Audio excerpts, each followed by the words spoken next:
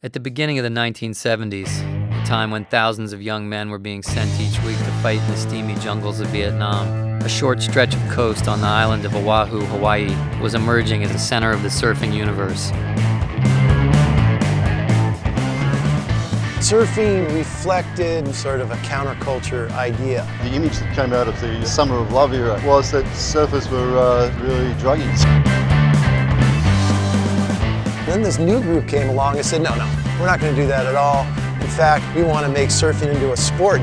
And they walked into this town just going, hey, we got some new moves, we got some new boards, we got some new attitude. Hawaii was a twofold mission. It was one, I wanted to rip it, and two, I wanted to get famous. We said we were good. We were number one. It's indisputable.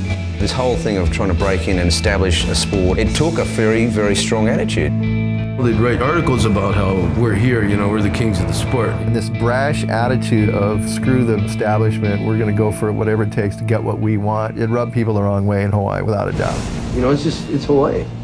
People grew up here fighting. Really, we weren't trying to take over. We were just trying to be part of it. We clearly weren't humble about it. There are men with knives and guns that want to kill you. I got a good old solid pounding and, I really actually thought I was going to die. You want to surf and do this and that and talk about everybody? Come on. And he goes, I've been trained to kill like you. I went to Hawaiian, bought a shotgun, pumped 10 shells in it and slept with it by my bed.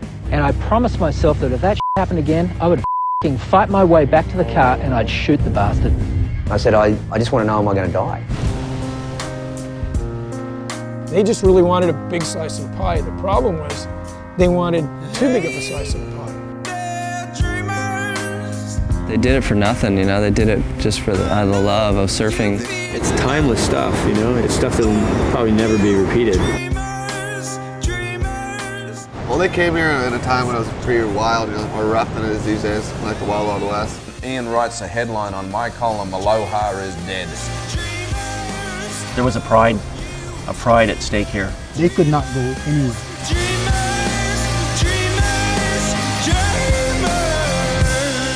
And I was in exile and with no future and with no way in and with an entire island that hated me.